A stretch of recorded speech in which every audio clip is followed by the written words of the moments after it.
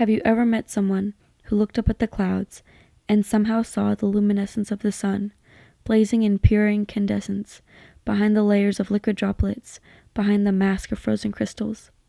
Una linterna noble.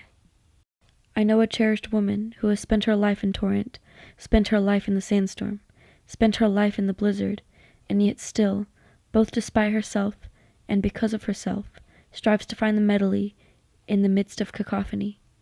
Una linterna noble. For our cherished woman has learned, from years of disadvantage, from years of hard truths, from years of hardship, and harsh lessons learned, that the world is not one of rose-colored lenses and guaranteed silver linings.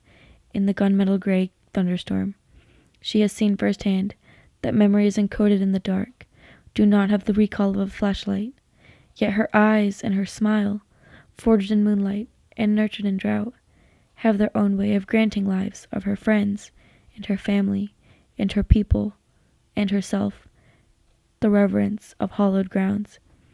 Una linterna noble.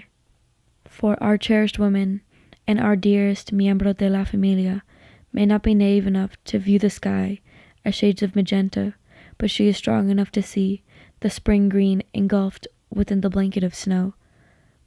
Una linterna noble.